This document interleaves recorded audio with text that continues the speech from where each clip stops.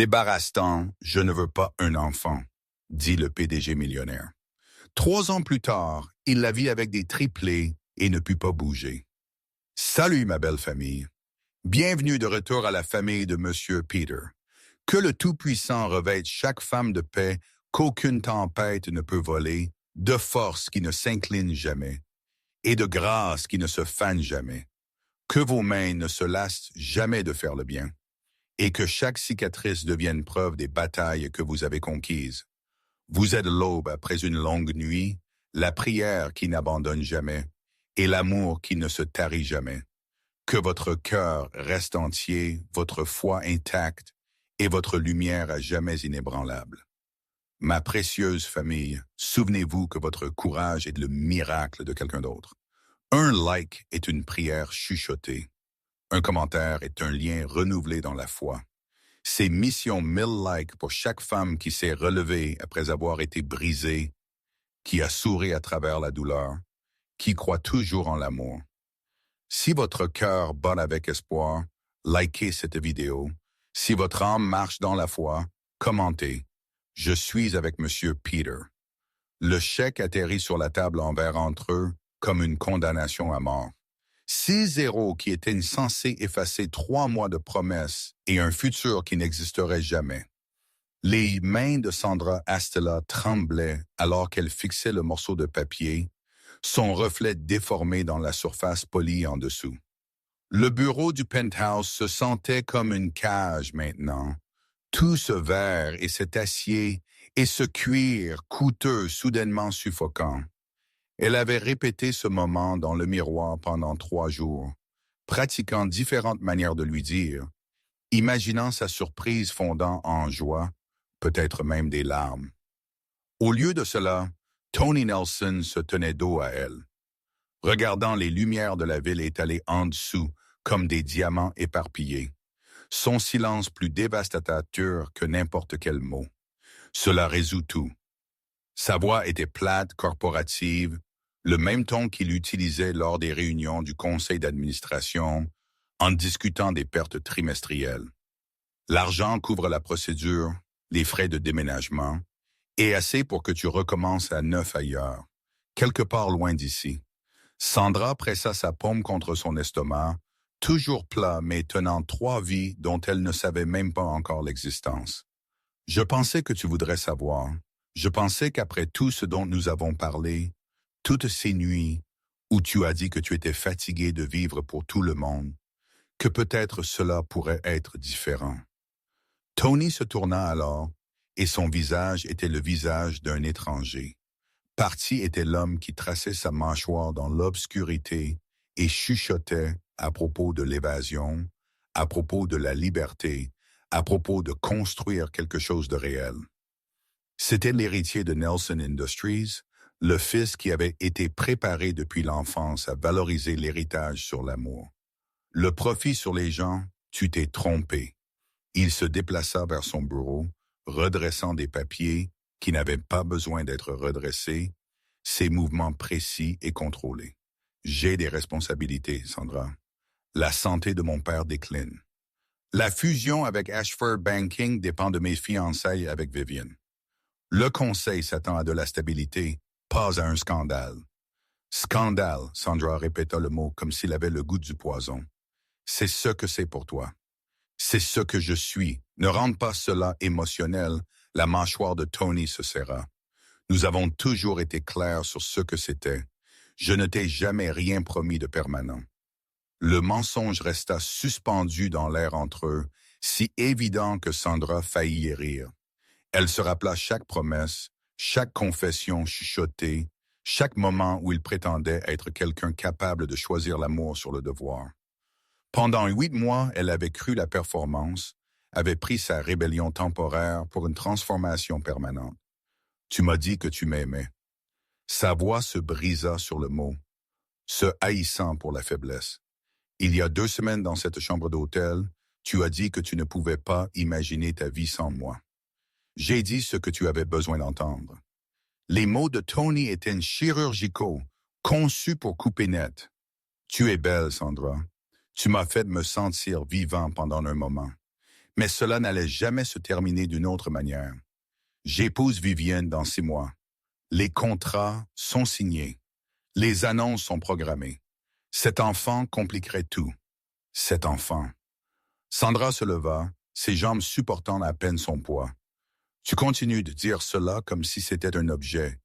Un problème à gérer. Il y a un battement de cœur en moi, Tony. Il y a de la vie. Il y a une complication.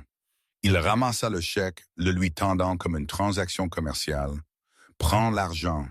Dans ceci avant que cela ne devienne quelque chose qu'aucun de nous ne peut gérer. Tu es jeune, Sandra. Tu as toute ta vie devant toi. Ne la gâche pas sur une erreur. La cruauté de son renvoi pénétra finalement à travers son choc, allumant quelque chose de féroce dans sa poitrine. Sandra regarda cet homme qu'elle avait aimé, le regarda vraiment, et vit la vérité qu'elle avait évitée. Il n'avait jamais été à elle. Il n'avait jamais été réel. Tout entre eux avait été du temps emprunté, des moments volés, une fantaisie qu'elle avait confondue avec la réalité. Je ne fais pas cela pour toi. Elle laissa le chèque sur la table, sa voix stable maintenant. Quoi qu'il arrive ensuite, c'est mon choix, ma vie, mon futur. L'expression de Tony vacilla, quelque chose presque comme du regret traversant ses traits avant que le masque ne se remette en place. Tu as 2 jours pour reconsidérer. Après cela, j'aurai mes avocats qui te contacteront avec un accord formel. Prends l'aide, Sandra. Ne rends pas cela plus difficile que cela ne doit l'être. La seule chose dure ici est de comprendre comment j'ai pu penser que tu étais capable d'aimer quelqu'un. Sandra attrapa son sac à main, ses mouvements délibérés malgré le chaos criant à l'intérieur de son crâne. Tu vas regretter cela, Tony, non pas parce que je te ferai payer, mais parce qu'un jour tu te réveilleras et réaliseras que tu as échangé tout ce qui était réel contre une vie qui était toujours un mensonge. Sors. Sa voix était froide maintenant, toute prétention de civilité abandonnée. Sors avant que j'appelle la sécurité. Sandra marcha vers l'ascenseur sur des jambes qui se sentaient déconnectées de son corps. Ses talons claquant contre les sols en marbre, qui avaient autrefois semblé magiques, à l'époque où elle était assez stupide pour croire aux contes de fées. Les portes se refermèrent sur la silhouette de Tony, toujours debout à cette fenêtre, choisissant toujours la ville sur elle, prouvant toujours que certains hommes étaient élevés pour détruire plutôt que construire. Le hall était vide à cette heure, juste le garde de sécurité de nuit, qui lui fit un signe de tête poliment, ignorant que son monde entier venait de s'effondrer 40 étages au-dessus de sa tête. Sandra poussa les portes tournantes dans l'air nocturne, la pluie commençant à tomber en rideaux, trempant son manteau avant qu'elle n'eût fait 3 pas. Elle marcha des pâtés de maison, peut-être des kilomètres, à peine consciente de la direction ou de la destination, son esprit rejouant chaque moment, chaque mensonge, chaque promesse qui avait été une manipulation calculée. Le test de grossesse dans son sac à main lui semblait peser 1000 livres, ce petit morceau de plastique qui avait révélé non seulement une nouvelle vie, mais la vérité sur l'homme qu'elle avait aimé. Finalement, Sandra s'arrêta à un coin de rue, la pluie lui collant les cheveux au visage, le mascara coulant en rivière sombre le long de ses joues. Elle pressa ses 2 mains contre son estomac, ne sentant encore rien, mais sachant que tout était différent maintenant. Tony lui avait donné un choix, pensant qu'il était généreux, pensant que son argent pourrait effacer les conséquences. Mais Sandra avait déjà fait son choix au moment où elle avait vu ces 2 lignes roses. Elle choisit la vie sur la commodité. Elle choisit l'amour sur l'argent. Elle choisit l'inconnu sur le mensonge facile.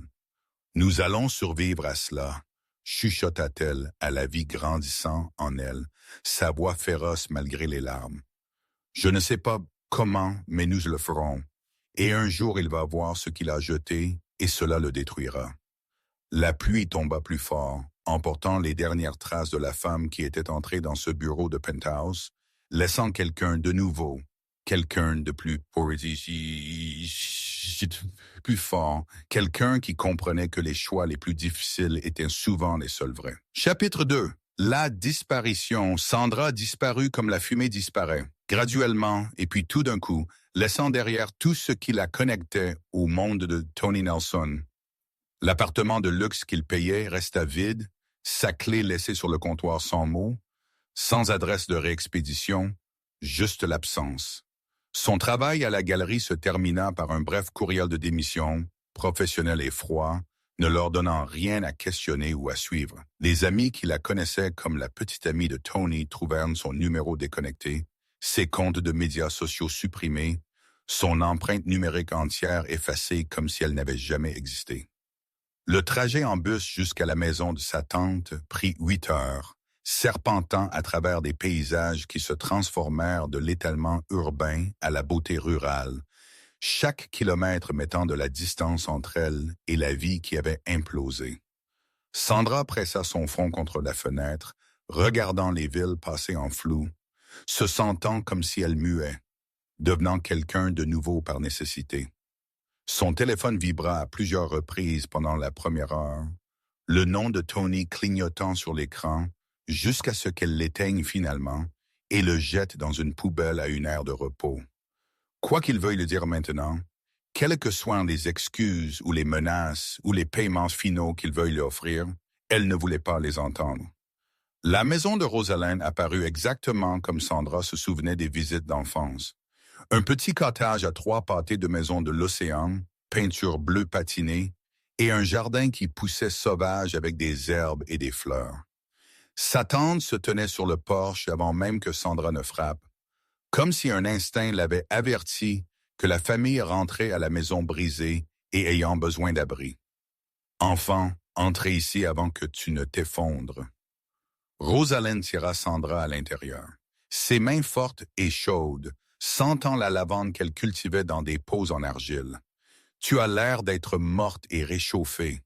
Sandra voulut expliquer, trouver des mots qui donneraient un sens à la catastrophe, mais au lieu de cela, elle s'effondra, son corps se pliant dans les bras de sa tante, des sanglots la déchirant la poitrine, comme s'ils allaient la fendre. Rosalind la tint à travers cela, faisant de doux fredonnements. Les mêmes sons qu'elle avait faits quand Sandra était petite et que son père était parti, et que le monde lui avait appris pour la première fois que les hommes pouvaient abandonner les gens qu'ils prétendaient aimer. La chambre d'amis devint le sanctuaire de Sandra, un petit espace avec du papier peint jauni et un lit qui grinçait, mais se sentait plus sûre que n'importe où elle avait dormi depuis des mois.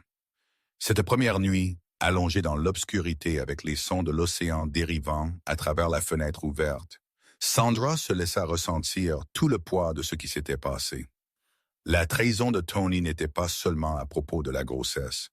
C'était à propos de découvrir que la personne qu'elle aimait n'avait jamais réellement existé, que chaque moment d'intimité avait été du théâtre, qu'elle avait été si désespérée de croire en l'amour qu'elle avait ignoré chaque signe d'avertissement. Le premier rendez-vous chez le médecin révéla la vérité qui allait tout remodeler. Sandra était allongée sur la table d'examen, du gel froid sur son estomac, regardant l'écran d'échographie avec une curiosité détachée. Le visage de la technicienne changea, son expression passant de la routine à la surprise, et le cœur de Sandra chuta. Quelque chose ne va pas? Sa voix sortit petite, terrifiée. Faux. Non, ma chérie, tout est parfait. La technicienne tourna l'écran, montrant 3 formes distinctes, 3 battements de cœur séparés pulsant en rythme. Vous avez des triplés, 3 bébés en bonne santé se développant tous magnifiquement. Sandra fixa l'écran, incapable de traiter ce qu'elle voyait. 3 vies, 3 futurs, 3 âmes que Tony avait voulu qu'elle efface avec un chèque et un commandement froid. L'ampleur de cela s'abattit sur elle, non seulement l'impossibilité pratique d'élever 3 enfants seuls, mais la blague cosmique de tout cela. Bien sûr, son corps ferait quelque chose d'extraordinaire. Bien sûr, rien de tout cela ne serait simple ou facile ou quoi que ce soit comme elle s'y attendait. Êtes-vous d'accord? La voix de la technicienne était douce, préoccupée. Je sais que les triplés peuvent être une nouvelle accablante. Je vais bien, Sandra s'entendit dire, bien qu'elle n'eût aucune idée si c'était vrai. Je vais être bien. La grossesse fut brutale d'une manière qu'elle n'avait pas anticipée. Son corps s'étirait et lui faisait mal, l'épuisement s'installant dans ses os comme un poids permanent. Les nausées matinales duraient toute la journée, tous les jours, pendant des mois. Des tâches simples comme monter les escaliers ou mettre des chaussures devinrent des efforts monumentaux. Rosalind travaillait en double quart à l'hôpital, rentrant épuisée mais toujours prête à aider Sandra à traverser une autre crise, une autre attaque de panique, un autre moment où l'impossibilité de tout menaçait de la noyer. Sandra s'inscrivit à des cours en ligne de conception graphique, déterminée à acquérir des compétences qui pourraient soutenir sa famille, à devenir quelqu'un qui n'avait pas besoin de sauvetage ou de charité ou d'aumône.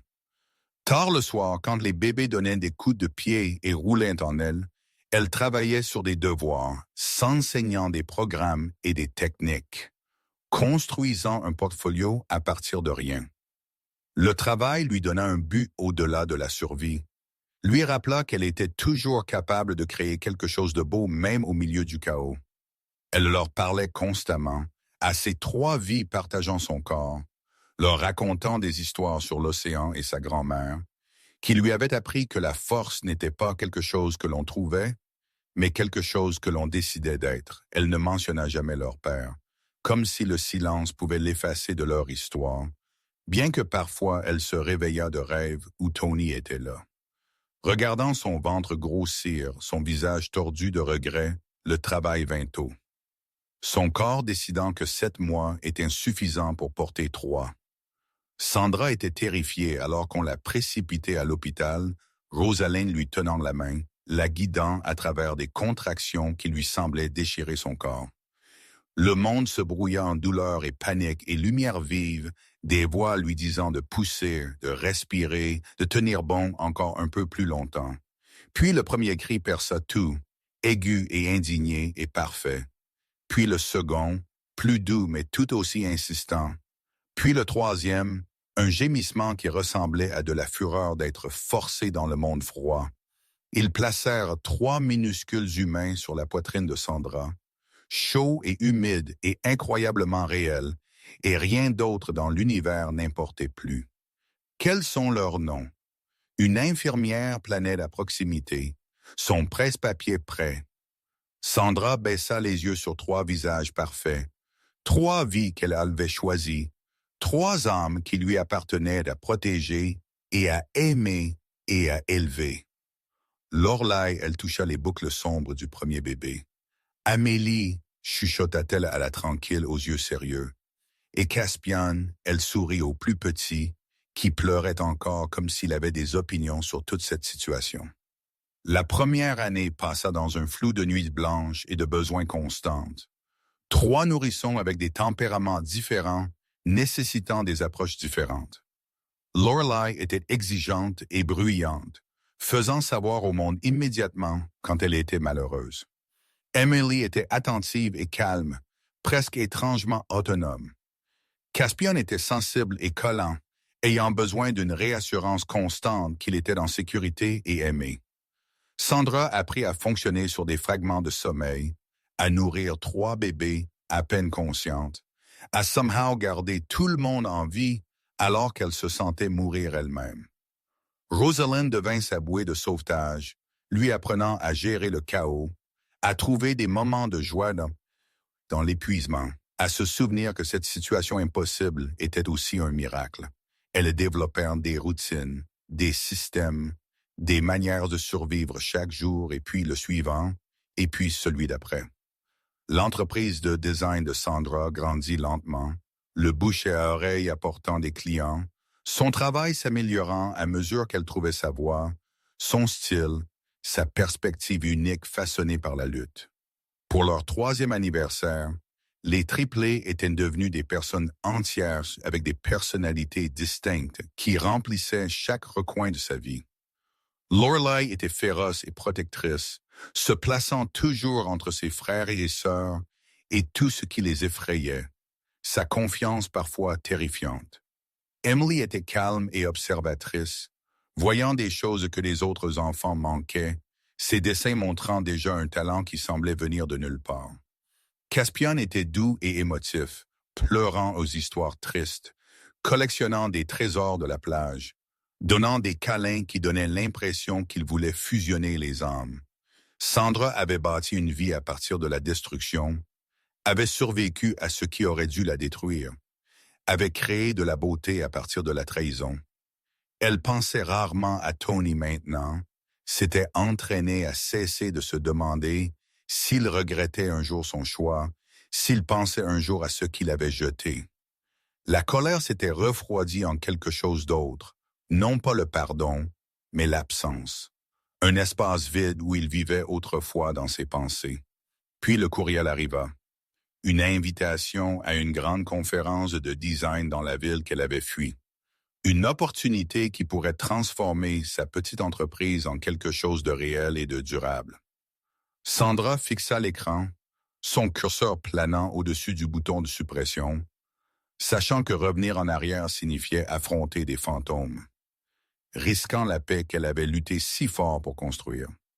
Mais elle avait 3 enfants qui méritaient plus que la survie, qui méritaient une mère poursuivant ses rêves au lieu de se cacher du passé.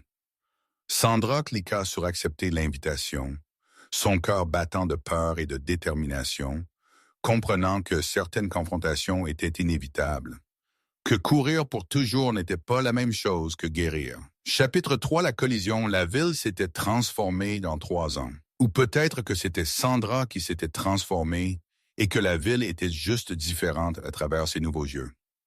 Elle laissa les triplés avec Rosalind, sa première séparation d'eux depuis la naissance, et l'absence se sentait comme une blessure qui ne cesserait de saigner. Chaque instinct criait de revenir, de les protéger d'un monde qui semblait trop dangereux.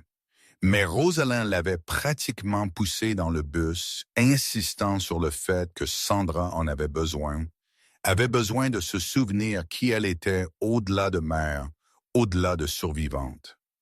L'hôtel était dans le quartier des Arts, délibérément choisi pour sa distance des tours financières où Tony vivait sa vie séparée. Sandra débaya ses affaires dans une chambre qui se sentait trop calme, trop vide, manquant le chaos de 3 voix exigeant son attention simultanément.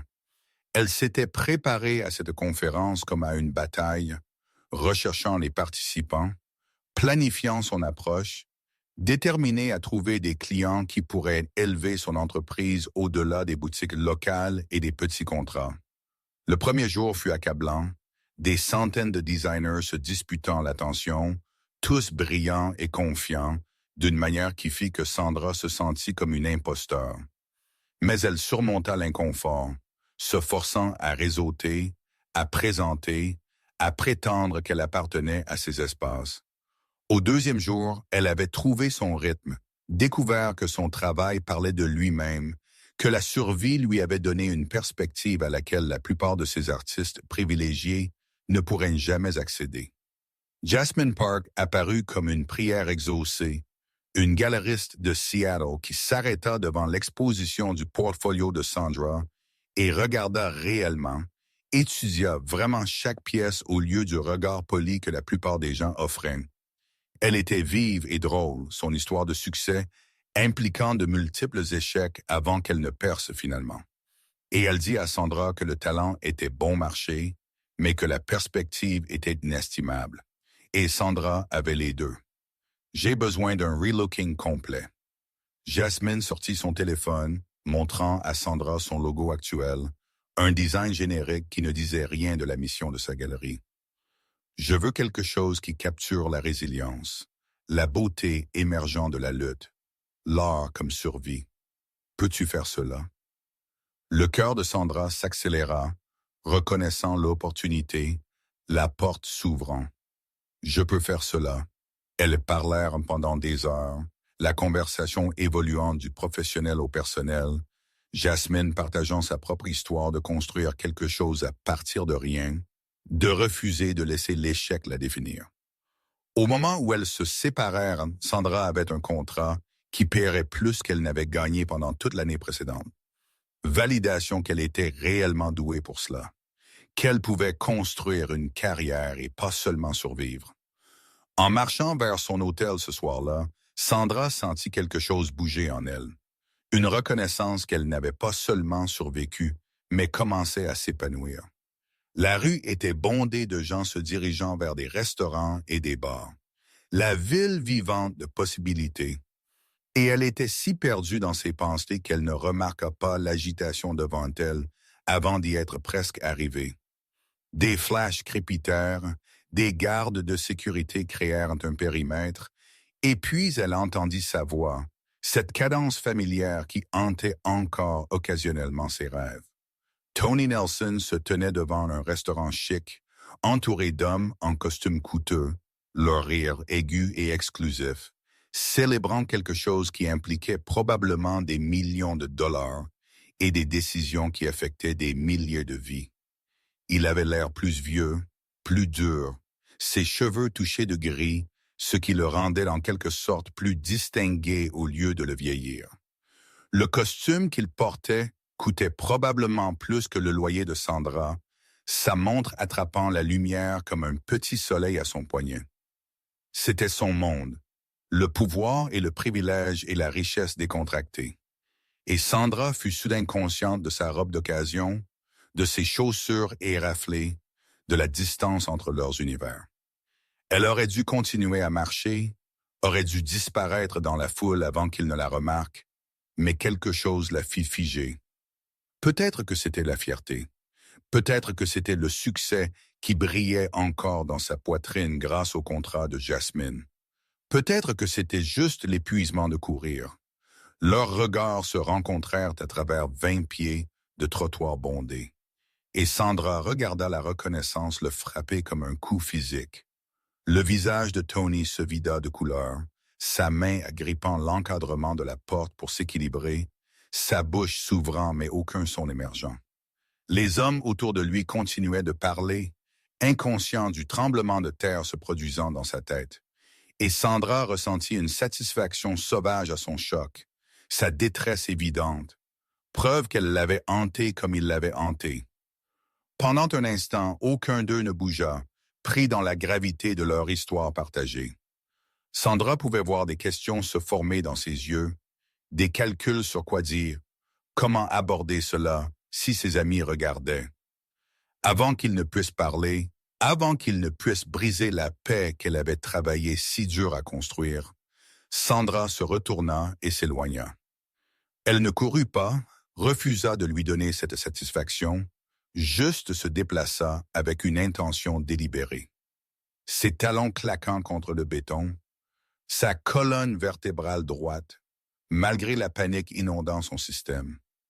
Un pâté de maison, puis un autre, puis elle tourna un coin et s'effondra contre un bâtiment, haletant pour de l'air comme si elle s'était noyée, ses mains tremblant si fort qu'elle dut les presser contre la brique pour les immobiliser. La conférence se termina le lendemain et Sandra s'enfuit chez sa tante comme une réfugiée échappant à la guerre. Les triplés l'envahirent dès qu'elle franchit la porte, leurs voix se chevauchant en demande d'attention, des histoires s'échappant de leurs aventures avec tante Rosaline. Sandra les tint tous à la fois, respirant leur odeur familière, sentant son cœur retrouver son rythme. « Comment c'était ?»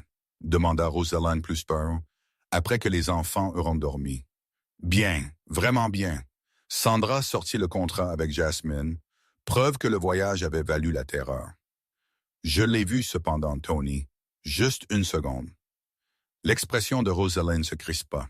« T'as-t-il approché? » »« Non, je suis parti avant qu'il ne puisse. » Sandra fixa le contrat, sentant l'accomplissement s'estomper sous le poids de cette rencontre. « Je pensais que c'était fini, tante Ro.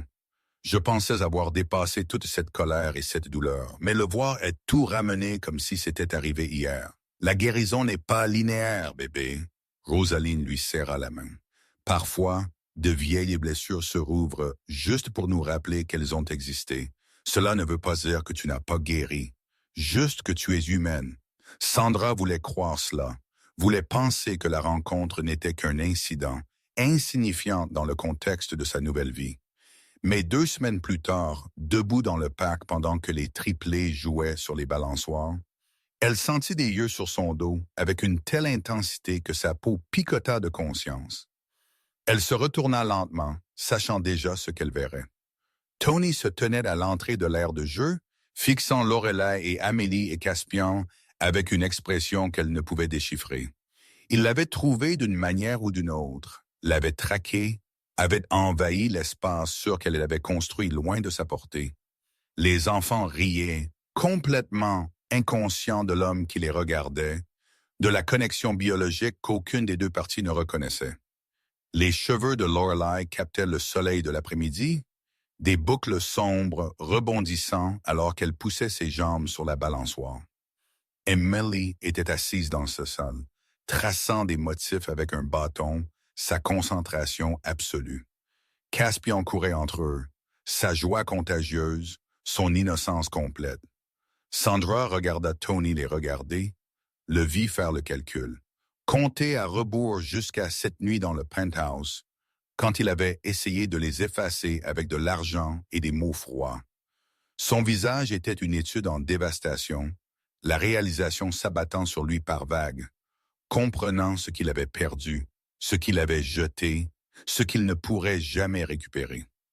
Lorelai remarqua l'immobilité soudaine de sa mère et courut vers elle, sa petite main agrippant la jambe de Sandra, ses yeux sombres se méfiant de l'étranger qui faisait faire des choses effrayantes au visage de sa mère. « Qui est cet homme, maman? » Personne, la voix de Sandra sortit plus dure qu'elle ne l'avait voulu. Il n'est personne d'important.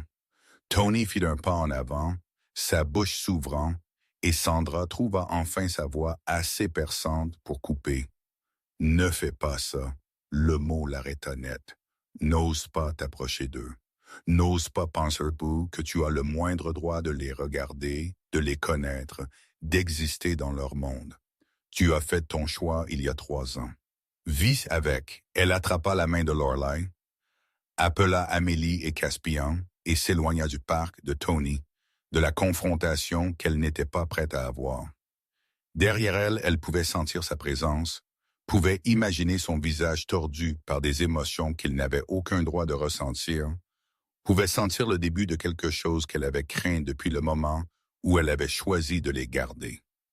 Tony Nelson avait vu ses enfants, et cela changeait tout, que Sandra soit prête ou non. Chapitre 4, le démantèlement. Tony Nelson resta assis dans son bureau longtemps après que tous les autres soient rentrés chez eux, les lumières de la ville en dessous de lui s'estompant à travers des larmes qu'il refusa de reconnaître. Les photographies étalées sur son bureau ne devraient pas exister, n'auraient jamais dû être prises, mais il avait eu besoin de savoir, avait besoin d'une confirmation visuelle de ce qu'il soupçonnait au moment où il avait vu Sandra dans cette foule. 3 enfants, des triplés, 2 filles et un garçon. Leur visage, un mélange parfait de la beauté de Sandra et de ses propres traits, preuve indéniable que sa tentative de les effacer avait échoué spectaculairement. Lorelai avec le menton déterminé de sa mère, Emily avec l'intensité artistique de son frère, Caspian avec le doux sourire que Tony avait perdu quelque part entre l'enfance et la guerre d'entreprise. Le rapport de l'enquêteur privé était exhaustif, clinique dans ses détails. Sandra Astella, vivant avec sa tante dans une ville côtière, gérant une petite entreprise de design, élevant 3 enfants seuls avec un revenu qui couvrait à peine les nécessités. Aucune pension alimentaire, aucun père inscrit sur les certificats de naissance, aucune connexion au nom de Nelson, sauf l'ADN qui courait dans 3 petits corps que Tony avait essayé de faire disparaître. Son mariage avec Vivian Ashford avait été exactement ce qui avait été promis. Une fusion de fortune enveloppée dans le prétexte de la romance. Ils maintenaient des chambres séparées, des vies séparées, ne se rejoignant que pour les apparitions publiques et les discussions d'affaires.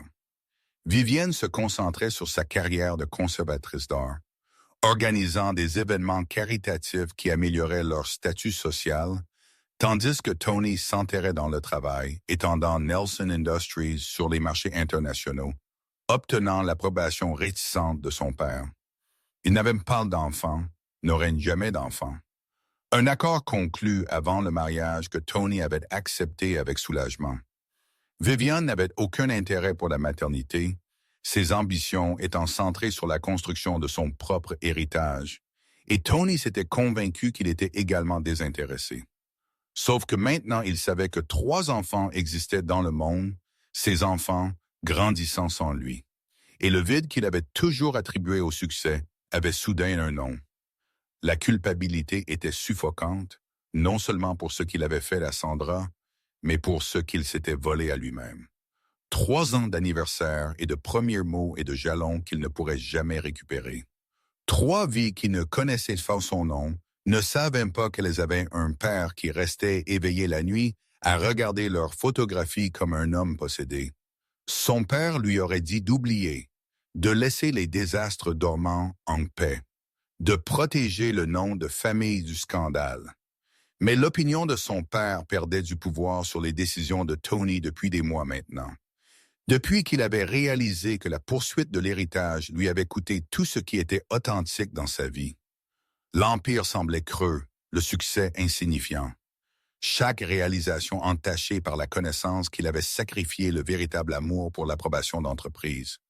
Tony engagea un avocat, puis la renvoya quand elle commença à parler de bataille pour la garde et de droits parentaux, de stratégies qui détruiraient Sandra et traumatiseraient les enfants qu'il voulait soi-disant connaître.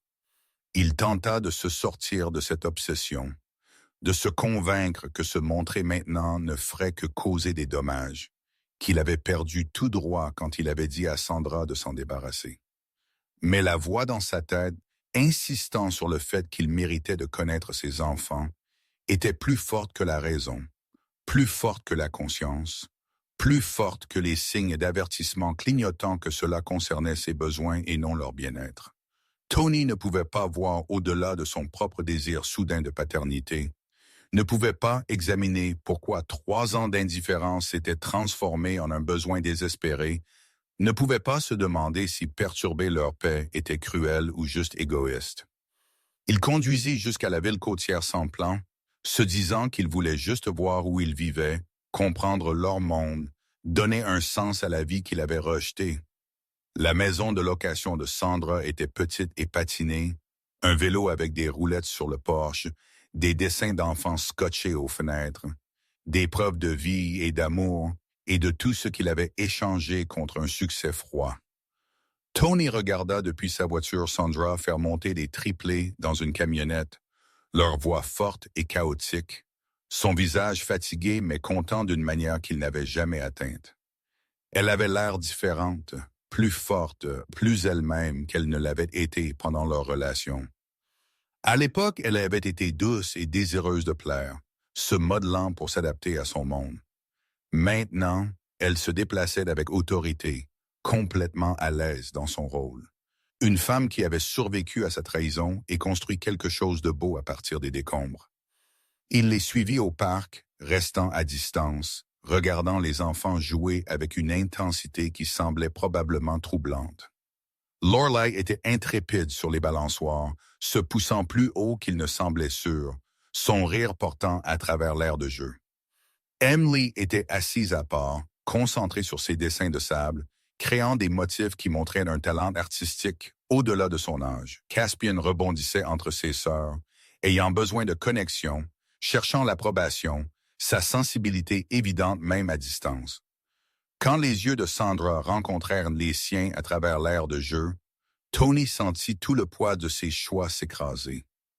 La haine sur son visage était pure et justifiée, et en dessous il y avait la peur, la terreur, qu'il soit là pour lui prendre autre chose, pour voler les enfants qu'elle avait élevés seule. Tony voulait expliquer qu'il voulait juste les connaître, faire partie de leur vie, annuler d'une manière ou d'une autre la dévastation qu'il avait causée. Mais son ordre de rester à l'écart était absolu, son rejet complet. Il resta là après leur départ, figé à l'endroit où il avait vu ses enfants de près pour la première fois. Comprenant que l'ADN ne conférait pas de droit, que la biologie n'effaçait pas l'abandon, qu'il avait détruit toute prétention à la paternité quand il avait choisi son empire sur leur existence, mais Tony était le fils de son père de la pire des manières. entraîné à se battre pour ce qu'il voulait, qu'il le mérite ou non. La voix lui disant de s'éloigner, de les laisser en paix, d'accepter que certaines erreurs ne pouvaient pas être corrigées, fut noyée par la possessivité et le droit, et la croyance arrogante que désirer quelque chose assez fort le rendait sien. Il rappela l'avocate, demanda quelles étaient ses options, ses droits, ses stratégies pour s'insérer dans leur vie. Elle le mit en garde contre l'image, contre les juges qui favorisaient les parents gardiens principaux, contre la façon dont sa richesse pourrait jouer contre lui dans les litiges de garde. Tony écouta mais n'entendit pas, planifiant déjà son approche, décidant déjà qu'une infiltration graduelle fonctionnerait mieux qu'une guerre juridique. Cette nuit-là, allongé dans sa chambre séparée pendant que Vivienne dormait dans la sienne, Tony prit une décision qui briserait plusieurs vies. Il reconquérirait ses enfants, prouverait qu'il pouvait être un père, gagnerait d'une place dans leur monde, même si Sandra le haïssait pour cela. Le fait que cela visait à combler le vide dans sa propre vie plutôt qu'à servir leurs besoins ne lui vint jamais à l'esprit. Ou si cela lui vint, il repoussa la pensée comme une vérité gênante. Tony Nelson avait vu ce qui lui manquait, et on ne lui avait jamais appris à lâcher les choses qu'il voulait, même les choses qui n'avaient jamais été siennes à revendiquer. Chapitre 5. L'invasion. Tony commença à apparaître partout où Sandra allait. Un fantôme qui ne voulait pas rester enterré, une présence qui infectait ses espaces d'anxiété et de rage. À l'épicerie, il se matérialisait au rayon des produits frais, offrant d'atteindre des articles sur des étagères hautes, quand ses bras étaient pleins d'enfants et de courses. À la plage, il construisait des châteaux de sable près de l'endroit où Caspian jouait, ses vêtements coûteux ridicules sur le sable, sa maladresse avec les enfants douloureusement évidente. C'est du harcèlement. Sandra le confronta après le 3e incident, sa voix basse pour que les enfants n'entendent pas. « Tu nous traques, Tony. Laisse-nous tranquilles ou j'appellerai la police. » « Je suis dans un lieu public. » Sa réponse fut calme, rodée, probablement vérifiée par des avocats. « Je ne te menace pas. Je n'approche pas les enfants sans permission. Je suis juste dans la même ville. »« Pourquoi ?» demanda Sandra, son contrôle se fracturant. « Pourquoi maintenant? Pourquoi te montrer après 3 ans de silence et penser que tu as le moindre droit de perturber nos vies? » Le visage de Tony se fendit, une émotion authentique perçant le masque corporatif. Parce que j'ai fait la pire erreur de ma vie. Parce que je les vois et je vois tout ce que j'ai jeté. Parce que je veux connaître mes enfants, Sandra. Je veux une chance d'être leur père. Tu n'es pas leur père. Les mots sortirent vicieux, destinés à blesser. Tu es un donneur de sperme qui a essayé de me payer pour que je les avorte. La biologie ne fait pas de toi un parent. Se montrer n'efface pas 3 ans d'abandon. Je sais cela. Les mains de Tony se serrèrent sur ses côtés. Je sais que je n'ai aucun droit ici. Je sais que j'ai détruit toute prétention quand je t'ai donné ce chèque. Mais je demande de la grâce, Sandra. Je demande une chance de prouver que je suis différent de l'homme qui t'a blessé. Sandra voulut rire de son audace. Son hypothèse qu'il pouvait se montrer et exiger le pardon, que son regret lui donnait en quelque sorte droit d'accès. Tu ne décides pas quand tu es prêt à être père, Tony. Tu ne les jettes pas quand ils sont gênants. Puis tu les revendiques quand tu as une crise de la quarantaine à propos de sens et d'héritage. Il ne s'agit pas d'héritage. Tony s'approcha et Sandra recula instinctivement. Il s'agit d'eux. De voir la détermination de Lorelai, le talent d'Amélie, la gentillesse de Caspian et de savoir que j'ai aidé à créer quelque chose de beau et je m'en suis éloigné. Laisse-moi prouver que je peux être ce dont ils ont besoin. Laisse-moi essayer. La sincérité dans sa voix était presque convaincante, presque suffisante pour briser ses défenses. Mais Sandra avait survécu en faisant confiance à ses instincts, et chaque instinct criait que laisser Tony entrer dans leur vie se terminerait en désastre. Non. Elle rassembla Lorelai et Amélie, appela Caspian. « Reste loin de nous, Tony. Retourne auprès de ta femme, de ton entreprise, de ta vie parfaite. Nous n'avons pas besoin de toi. Mais il revenait toujours, se montrait toujours, repoussait toujours ses limites, avec la détermination implacable de quelqu'un à qui on n'avait jamais dit non et qui l'avait réellement accepté. Il apportait des jouets coûteux que les enfants étaient trop jeunes pour apprécier, offrait de payer des choses que Sandra refusait explicitement, parlait des opportunités que son argent pouvait offrir tout en manquant complètement qu'il n'avait pas besoin de sa richesse. Ils avaient besoin de stabilité. Rosalind observa cette campagne avec des yeux troublés, voyant à la fois le désespoir de Tony et la fureur rigide de Sandra, se demandant si l'entêtement servait qui que ce soit ou juste satisfaisait le besoin de vengeance. Il essaie, Sandra. Je ne dis pas de lui pardonner. Je ne dis pas de lui faire confiance. Mais peut-être laisse-le faire ses preuves avant de le couper complètement. Il repartira. La voix de Sandra était plate, certaine. Il réalisera à quel point c'est vraiment difficile, à quel point la parentalité peut être ennuyeuse, épuisante et ingrate, et il retournera à son empire et à ses réunions importantes. Je les protège de cette déception. Ou tu le punis en les utilisant comme des armes. Les mots de Rosalind étaient doux mais tranchants. Je vois ce qu'il t'a fait, bébé. Je vois les dégâts. Mais ces enfants méritent de connaître leur père s'il essaie vraiment d'être présent. Sandra a voulu argumenter, mais le doute avait commencé à s'insinuer, de petites questions sur si sa protection était réellement de la peur, si garder Tony loin servait ses enfants ou juste satisfaisait son besoin de contrôle. Le point de rupture vint soudainement, violemment, un jour qui commença normalement et devint un cauchemar. Amélie eut une fièvre qui monta si vite, Sandra eut à peine le temps de paniquer avant qu'il ne se précipite aux urgences. Le petit corps de l'enfant brûlait comme si elle était en feu. Ses yeux flous, sa respiration superficielle. Et Sandra conduisait avec Lorelai et Caspian hurlant sur la banquette arrière, la terreur faisant trembler ses mains sur le volant. Tony était là, les avait apparemment suivis au parc, et il vit leur départ frénétique et les suivit. Sandra voulut lui dire de partir, de rester en dehors de cette crise, mais Amélie était précipitée à l'intérieur, et Lorelai et Caspian se dissolvaient dans la panique, et elle ne pouvait pas tout gérer à la fois. « Laisse-moi aider. » La voix de Tony était calme, posée dans le chaos. « Laisse-moi m'occuper d'eux pendant que tu te concentres sur Amélie. » Sandra aurait dû refuser, aurait dû gérer cela seule comme elle l'avait géré tout pendant 3 ans. Mais elle était terrifiée et épuisée, et la vie de sa fille pouvait être en danger. Alors elle hocha la tête. Pendant 6 heures, Tony resta assis dans la salle d'attente avec Lorelai et Caspian, leur lisant des histoires de livres qu'il avait achetés à la boutique de cadeaux, les distrayant avec des jeux et des collations, répondant à leurs questions effrayées sur leur sœur, avec des assurances qu'ils n'avaient aucun droit de faire, mais qui, d'une manière ou d'une autre, aidèrent. Sandra les vérifia entre 2 mises à jour des médecins, voyant ses enfants recroquevillés contre cet étranger, acceptant son réconfort avec la confiance facile d'enfants qui ne connaissaient pas de la trahison.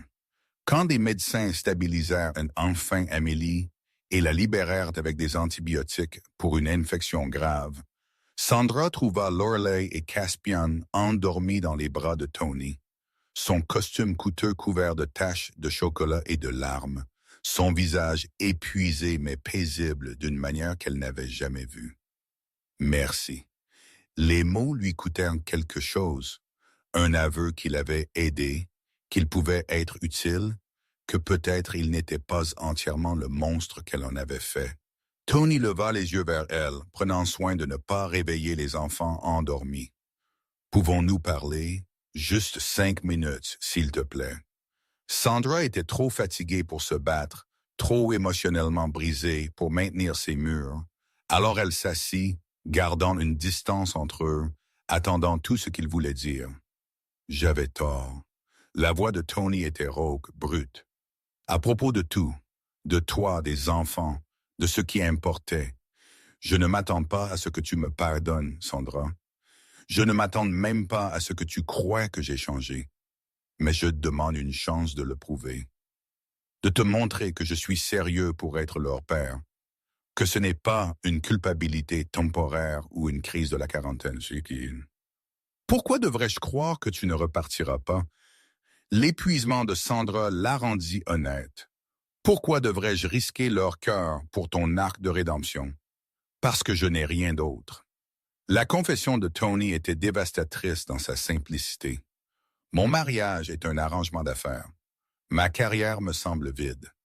Toute ma vie est une performance pour des gens dont l'approbation ne signifie rien.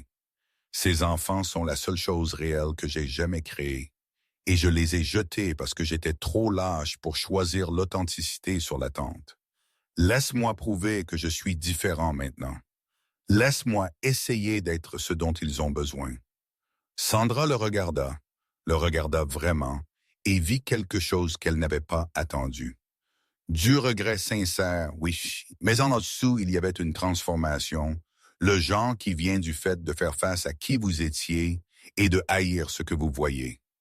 Elle pensa à ses enfants dormant dans ses bras, à la façon dont Caspian avait cessé de pleurer quand Tony lui racontait des histoires, à la façon dont même Lorelai s'était détendue en sa présence. Visite supervisée, les mots sortirent avant qu'elle ne se décide complètement. 2 fois par semaine chez moi, avec moi présente. Tu suis mes règles complètement. Tu ne fais pas de promesses que tu ne peux pas tenir. Tu n'apportes pas de cadeaux coûteux. Tu ne parles pas de ton argent ou de ce que tu peux fournir. Tu te montres juste, sois présent, et nous verrons si tu peux réellement faire cela. Le visage de Tony se transforma, l'espoir éclairant des traits qui avaient été creusés par le chagrin. Je ne te décevrai pas. Tu l'as déjà fait. La voix de Sandra était dure, se protégeant de la vulnérabilité de ce choix. Il s'agit d'eux, pas de toi. Au moment où tu me prouveras que tu es temporaire, tu seras parti pour toujours, compris?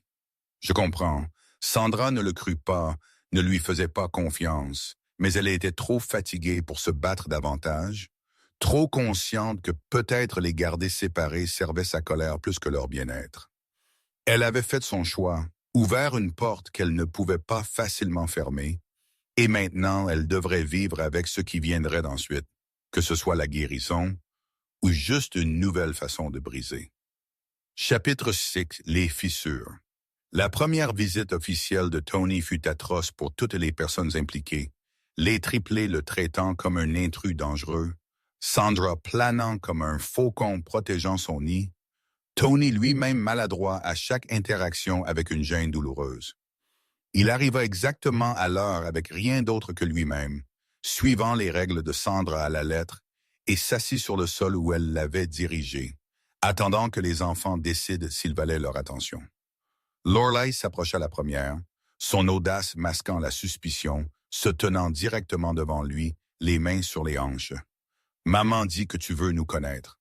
Pourquoi ne voulais-tu pas nous connaître avant? » La question était brutale dans sa simplicité, et Tony n'avait pas de bonne réponse, rien qui aurait du sens pour un enfant, aucun moyen d'expliquer la lâcheté et la peur et de choisir la sécurité plutôt que le courage. J'ai fait une terrible erreur. J'avais peur d'être père parce que je pensais que je ne serais pas bon. J'ai eu tort de laisser la peur prendre mes décisions.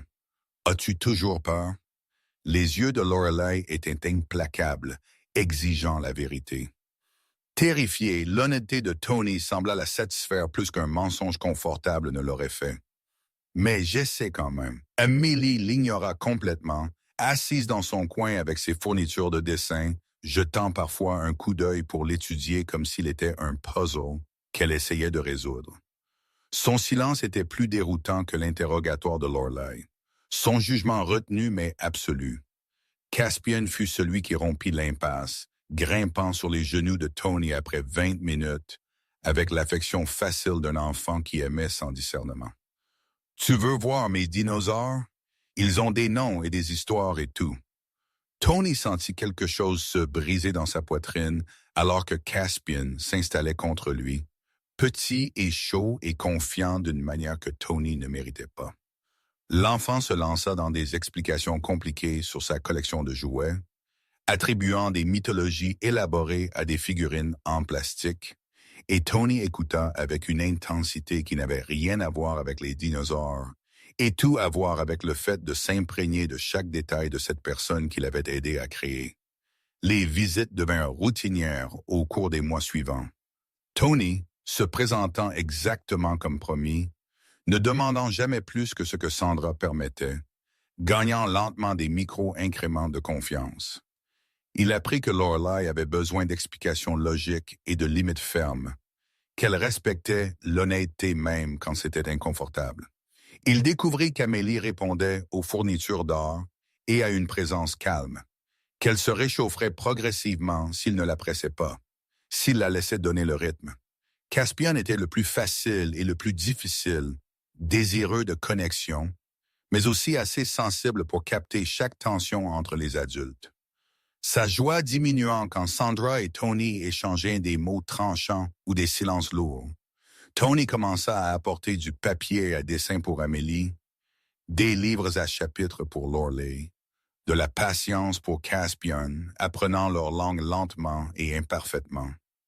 Il fit des erreurs constantes, paniquant quand il pleurait, ne comprenant pas pourquoi un cracker cassé pouvait provoquer une crise de larmes, luttant contre le chaos et le bruit et les exigences irrationnelles de petits humains. Sandra le regarda échouer à plusieurs reprises, attendant qu'il abandonne, qu'il réalise que c'était trop difficile. Mais il revenait toujours, continuait d'essayer, continuait de demander comment faire mieux. Quelque chose d'inattendu se produisait, cependant, quelque chose que Sandra n'avait pas anticipé. Tony changeait d'une manière qui semblait le terrifier. Sa vie soigneusement construite s'effondrant alors que ses priorités changeaient sans permission. Il commença à partir du travail plus tôt, manquant des réunions, laissant les appels aller à la messagerie vocale pendant les visites, et le guerrier d'entreprise qui avait autrefois choisi l'Empire sur tout, choisissait soudainement différemment. Son père remarqua et désapprouva, se présentant au bureau de Tony avec des sermons sur la responsabilité et l'héritage qui le motivait autrefois, mais qui sonnait maintenant creux. Tu jettes tout ce que j'ai construit pour des enfants qui ne sont même pas élevés correctement. Leur mère est de la classe ouvrière, Tony. Ils ne s'intégreront jamais dans notre monde. Peut-être que je ne les veux pas dans notre monde. La réponse de Tony les choqua tous les deux. Peut-être que notre monde est du poison, et je préférerais qu'ils grandissent normalement plutôt que tordus. La relation entre père et fils se fractura ce jour-là, révélant des fondations qui avaient toujours été conditionnelles. Un amour qui était en fait une transaction déguisée en famille. Tony sortit de ce bureau comprenant qu'il avait passé toute sa vie à chercher l'approbation de quelqu'un incapable de la donner. Vivienne remarqua aussi les changements, leur mariage déjà mort devenant purement performatif. Elle le confronta dans leur appartement caverneux, son visage froid et beau et sculpté dans la glace. « Je sais pour les enfants, j'ai toujours su que tu gardais des secrets. Je m'en fiche, Tony, tant que tu restes discret et que tu n'embarrasses pas le nom de la famille. J'en ai marre d'être discret. » Les mots de Tony n'étaient pas planifiés, mais semblaient inévitables. J'en ai marre de prétendre que ce mariage est autre chose qu'un contrat. J'en ai marre de vivre un mensonge. Le rire de Viviane fut aigu et cruel. Tu penses que tu vas jouer à la petite maison avec ta petite amie de la classe ouvrière et ses enfants? Tu penses que tu seras heureux dans une petite ville, à faire semblant d'être normal? Tu détesteras cela en moins d'1 an. Tu manqueras le pouvoir, l'influence, la vie que tu jettes pour une fantaisie? Peut-être, Tony la regarda dans les yeux sans ciller, mais au moins ce sera réel. Il demanda le divorce avec des conditions si généreuses que les avocats de Viviane n'en croyaient pas leur fortune. Tony vidait ses comptes à sec, la mettant en position de maintenir son style de vie sans lui, payant essentiellement pour sa liberté. Son père menaça de le déshériter, de le retirer de l'entreprise, de détruire sa réputation. Mais Tony découvrit qu'il ne se souciait plus des menaces, ne se souciait plus de l'héritage ou de l'héritage, ou de quoi que ce soit d'autre que de gagner une place dans la vie de ses enfants. Sandra observa ces bouleversements avec une profonde suspicion, certaine que c'était une folie temporaire, convaincue que Tony se réveillerait un jour et regretterait d'avoir brûlé sa vie pour des enfants qu'il connaissait à peine. Sa tante n'arrêtait pas de lui dire de lui faire crédit, de reconnaître que détruire toute votre existence prouvait un engagement. Mais Sandra avait été trahie trop profondément pour croire à la transformation. Puis Viviane se présenta à la porte de Sandra, élégante et furieuse et crépitante de malice. « Je sais ce que tu fais, séduisant mon mari avec tes enfants, jouant sur sa culpabilité pour le piéger à jouer au père. C'est pathétique et ça va s'arrêter. » Sandra se tenait dans l'embrasure de sa porte, ne l'invitant délibérément pas d'entrer, reconnaissant la menace immédiatement. Tony a fait ses propres choix. Je ne lui ai jamais demandé de revenir. Je ne l'ai jamais voulu dans nos vies. Je ne te crois pas. Les yeux de Viviane étaient froids, calculateurs. Des femmes comme vous voient des hommes comme Tony et voient des signes d'or, une opportunité, un moyen de sortir de votre petite existence de pauvreté. Mais laissez-moi être très clair. Si vous continuez cet arrangement, si vous continuez à le laisser jouer à la petite maison avec vos enfants, je ferai de votre vie un cauchemar.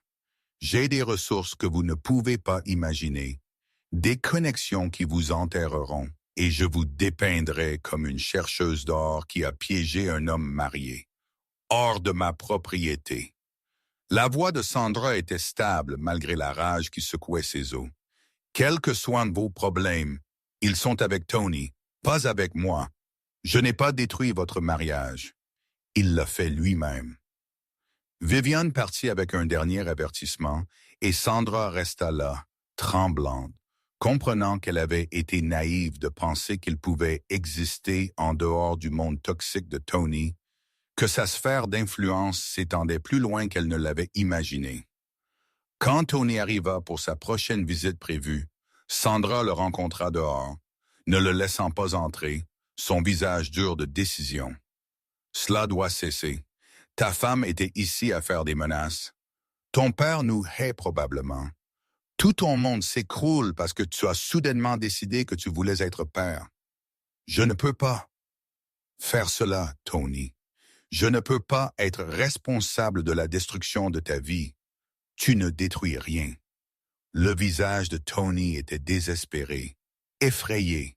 « Je construis enfin quelque chose de réel. Laisse-moi le prouver, Sandra.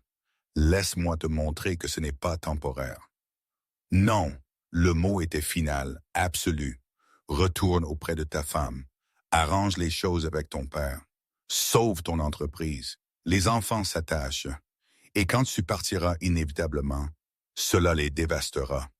Je les protège de cette douleur. Je ne pars pas. La voix de Tony se brisa. Je divorce de Viviane. Je me suis retiré de l'entreprise. Je déménage ici définitivement. Je fais tout ce que tu as dit que je ne ferai pas. Tout ce qui prouve que je suis sérieux. Tu fais une dépression. Les mots de Sandra étaient cruels mais nécessaires. Tu vas regretter cela, Tony.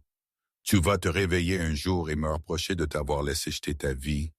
Je ne te ferai pas cela, ni à mes enfants. C'était une erreur. C'est fini. Elle entra et ferma la porte, laissant Tony debout sur son porche, comprenant qu'elle avait pris sa décision, que ses murs étaient de nouveau levés et renforcés, que les sauver d'une future douleur signifiait causer une douleur présente. Et peut-être avait-elle raison, mais cela ne la faisait pas moins souffrir. Chapitre 7, la rupture. Tony refusa d'accepter la décision de Sandra, se présentant à sa maison tous les jours malgré des instructions explicites de rester à l'écart, laissant des notes quand elle ne répondait pas à la porte, appelant de différents numéros quand elle bloquait son téléphone. Son désespoir était suffocant, son incapacité à accepter le rejet, prouvant exactement ce que Sandra craignait des hommes privilégiés à qui on n'avait jamais dit non. « Tu nous harcèles !» Sandra le confronta finalement sur son porche, la fureur l'emportant sur la peur. Par Tony. Laisse-nous tranquilles ou je demanderai une ordonnance restrictive. Je te combattrai au tribunal alors là. Le masque de Tony glissa finalement, révélant le guerrier d'entreprise impitoyable sous l'acte du père réformé. J'ai des droits, Sandra. Je suis leur père biologique. Je peux exiger des tests de paternité, forcer des arrangements de garde, te rendre la vie infernale par des voies légales que tu ne peux pas te permettre de combattre. Voilà. Le rire de Sandra était amer, justifié. Le vrai Tony Nelson menaçant d'utiliser sa richesse et son pouvoir pour prendre ce qu'il veut, parce qu'il n'a jamais appris à accepter de perdre. C'est pourquoi j'ai dit non, Tony, parce que je savais que le masque tomberait finalement. Le visage de Tony s'effondra, l'horreur remplaçant la colère. Je ne voulais pas dire ça. J'ai juste la terreur de les perdre, de perdre cette chance. S'il te plaît, Sandra, je ferai n'importe quoi. Tu ne peux pas acheter ta place dans nos vies. La voix de Sandra était de glace. Tu ne peux pas non plus t'y introduire par la menace. Tu as eu 3 mois pour prouver que tu étais différent. Et au premier vrai obstacle, tu m'as montré exactement qui tu es. C'est fini. Reste loin de mes enfants. Elle entra et ferma la porte à clé, l'écoutant frapper et supplier, et finalement partir, le moteur de sa voiture s'estompant au loin. Sandra glissa le long du mur, épuisée et justifiée, et le cœur brisé tout à la fois, sachant qu'elle avait eu raison de ne pas lui faire confiance, sachant qu'elle avait sauvé ses enfants d'une future dévastation, haïssant combien cela faisait mal quand même.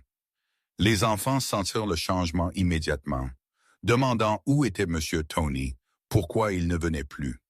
S'ils avaient fait quelque chose pour le faire partir, Sandra essaya d'expliquer que parfois les adultes rendaient les choses compliquées, que ce n'était pas leur faute, qu'ils étaient aimés et en sécurité.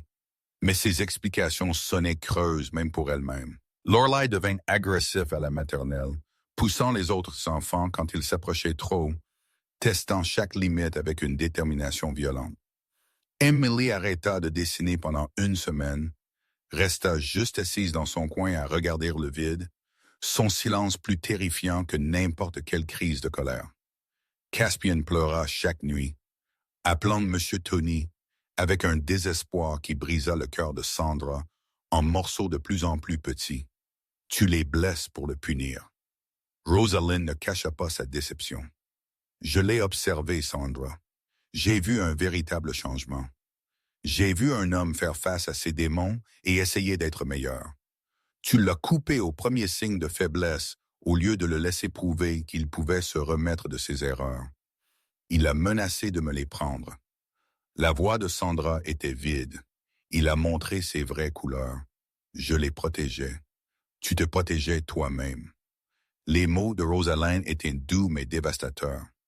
De la possibilité qu'il puisse être réel, que tu puisses avoir à lui pardonner, que ta colère a été le bouclier te protégeant, et sans elle, tu aurais dû risquer d'être blessé à nouveau.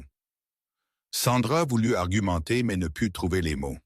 Resta juste avec l'accusation de sa tante, se demandant si l'entêtement et l'autoprotection étaient devenus indiscernables, si ces murs maintenaient le danger à l'extérieur, ou juste gardaient l'amour enfermé sans nulle part où aller.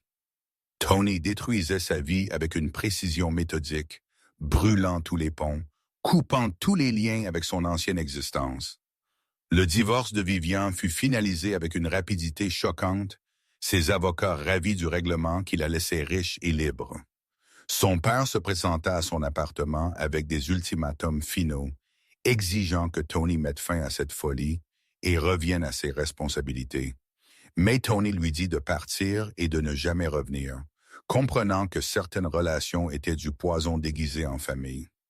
Il acheta une petite maison à 3 pâtés de maison de la location de Sandra, vendit la plupart de ses biens, démarra une entreprise de conseil qui lui donnait flexibilité et indépendance, mais rien de comparable à son ancienne richesse ou pouvoir. Ses anciens collègues chuchotaient sur sa dépression. Ses amis cessèrent d'appeler. Tout son cercle social s'évapora comme la brume du matin quand il sortit de la protection de son nom de famille. Tony se prépara à une vie qu'il ne savait pas comment vivre, seul avec ses choix et ses regrets, regardant Sandra et les enfants de loin comme un fantôme observant les vivants. Il les vit à la plage, à l'épicerie, au parc, toujours attentif à rester suffisamment loin pour qu'elle ne puisse pas l'accuser de harcèlement. Assez proche pour qu'il puisse voir leur visage, entendre leur rire, être témoin de la vie qu'il avait choisie trop tard pour la rejoindre.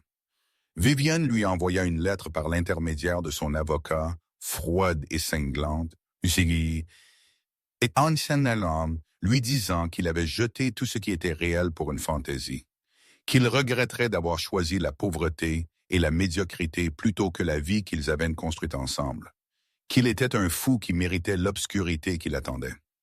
Tony la lut et ne ressentit rien, juste le soulagement d'être libéré d'une performance qui l'avait lentement suffoqué. Sa mère Dorothy l'appela, sa voix lourde de chagrin et de compréhension. « Ton père a tort à ce sujet, Tony. Il s'est trompé sur la plupart des choses, te forçant à vivre sa vie non vécue au lieu de la tienne. J'aurais aimé être plus forte quand tu étais jeune. J'aurais aimé te protéger de ses exigences. Fais ce que tu as à faire, bébé.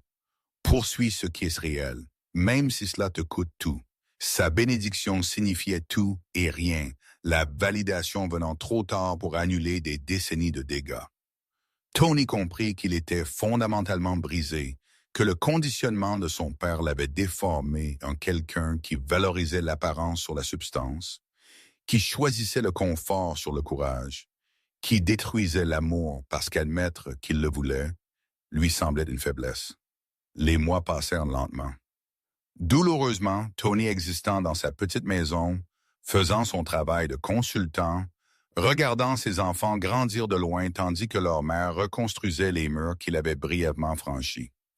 Il écrivit des lettres à Lorelai, Amélie et Caspian qu'il n'envoya jamais, des excuses et des explications et des confessions d'amour qui resteraient dans un tiroir jusqu'à ce qu'il soit assez vieux pour peut-être comprendre. Il avait tout abandonné pour une chance de rédemption, avait brûlé toute sa vie pour la possibilité de gagner le pardon. Et Sandra l'avait rejeté quand même, avait prouvé que certaines trahisons étaient trop profondes pour guérir, que vouloir changer n'était pas la même chose que mériter l'absolution. Tard une nuit, incapable de dormir, Tony marcha jusqu'à la plage où il avait joué avec Caspian des mois auparavant, s'asseyant sur le sable et fixant un océan qui n'offrait aucune réponse. Il était si perdu dans le chagrin qu'il ne remarqua pas Sandra s'approcher avant qu'elle ne soit là, assise à côté de lui avec suffisamment de distance pour qu'ils ne se touchent pas, tous deux existant en silence tandis que les vagues s'écrasaient et se retiraient. S'écrasaient et se retiraient, la démonstration de la nature que certaines choses étaient des cycles inévitables. Je pars, la voix de Tony était rauque, vaincue. Je retourne en ville, non pas parce que j'abandonne, mais parce que rester ici te fait du mal, te piège dans le passé, t'empêchant d'avancer. J'ai mis en place des fonds fiduciaires pour les 3 enfants. J'ai signé des papiers, te donnant la garde complète, sans aucune interférence de ma part. Je leur ai écrit des lettres expliquant tout, m'excusant pour tout, espérant qu'ils comprendront un jour que mon absence est de l'amour, pas de l'abandon. Sandra écouta cet adieu et sentit quelque chose d'inattendu se briser en elle. Non pas du soulagement, mais du chagrin. La satisfaction qu'elle pensait ressentir à son départ remplacée par une perte qu'elle ne voulait pas examiner. Pourquoi pars-tu vraiment? Parce que je les aime trop pour continuer à leur faire du mal. La confession de Tony était brute et honnête. Parce que chaque fois que Caspian pleure pour moi, chaque fois que Lorelai demande pourquoi je suis parti, chaque fois que les dessins d'Amélie deviennent plus sombres, on me rappelle que je cause des dommages juste en existant dans leur orbite. Tu avais raison à mon sujet, Sandra. Je ne suis pas capable d'être ce dont ils ont besoin. Partir est les seules choses décentes que je puisse faire. Sandra le regarda vraiment, voyant l'épuisement et la dévastation et une transformation authentique gravée dans des traits qui étaient autrefois arrogants et froids. Elle pensa à ses enfants le demandant, à la façon dont leur joie avait augmenté quand il était présent, à la différence entre les protéger de la déception et leur enseigner que les gens pouvaient changer, que les secondes chances n'étaient pas toujours naïves, que le pardon exigeait du courage. Reste, le mot sortit avant qu'elle ne se décide complètement. Non pas parce que je te pardonne, non pas parce que je te fais confiance, mais parce qu'ils ont besoin de connaître leur père et que tu essaies de l'être. Un vrai essai, pas une performance. Si tu es sérieux, prouve-le. Non pas avec de grands gestes ou des sacrifices, mais avec de la constance. Montre-toi quand c'est ennuyeux, quand c'est difficile, quand il n'y a pas de récompense sauf leur présence. Gagne ta place un jour à la fois. Le visage de Tony se transforma, l'espoir et la terreur se mêlant en quelque chose de désespéré et de fragile. Je ne te décevrai plus. Tu l'as déjà fait. La voix de Sandra était dure, se protégeant de la vulnérabilité de ce choix. La question est de savoir si tu continueras à décevoir ou si tu deviendras réellement quelqu'un digne de leur amour. Je suppose que nous allons le découvrir. Chapitre 8, le test. Tony déménagea dans la petite maison. À 3 pâtés de maison, cette proximité à la fois réconfort et rappel constant de la fragilité de sa seconde chance. Les nouvelles règles de Sandra étaient brutales dans leur spécificité. Des visites programmées avec des limites de temps rigides. Pas de visites spontanées, pas de cadeaux sans permission explicite, pas de promesses aux enfants qui n'avaient pas été vérifiées et approuvées. Essentiellement, le mettant en probation permanente où une erreur signifiait l'exil. Il accepta chaque condition sans argument, comprenant que la confiance devait être mesurée en millimètres, gagnée par une constance implacable plutôt que par des gestes dramatiques. La réaction des triplés à son retour fut compliquée d'une manière qui lui brisa le cœur. Lorelai était méfiante et réservée, le faisant travailler pour chaque sourire, chaque conversation, chaque reconnaissance de son existence. Emily se réchauffait prudemment, le laissant entrer dans son espace de manière incrémentale, testant s'il resterait cette fois ou disparaîtrait à nouveau quand les choses deviendraient difficiles. Caspian s'attacha immédiatement, grimpant sur les genoux de Tony dès son arrivée, comme si aucun temps n'avait passé. Son pardon instantané et terrifiant dans sa complétude. Tony se montra exactement quand Sandra dit qu'il le pouvait. Resta exactement aussi longtemps que permis, suivit chaque règle avec une précision si minutieuse que cela semblait parfois absurde. Mais il comprit que la fiabilité était le fondement sur lequel tout le reste serait construit. Il apprit à gérer les crises de larmes sans paniquer. À cuisiner des repas qu'il mangerait réellement au lieu de ce qu'il pensait qu'il devrait manger. À fixer des limites quand il poussait, au lieu de céder pour éviter les conflits. Il était terrible au début, les décrivant avec du sucre quand il aurait dû être ferme, disant oui à tout parce qu'il était terrifié qu'il le haïsse, faisant des erreurs que Sandra corrigeait avec des mots tranchants et une frustration à peine dissimulée. Mais il apprit de chaque échec, posa des questions sans se défendre, accepta les critiques comme le prix d'entrée.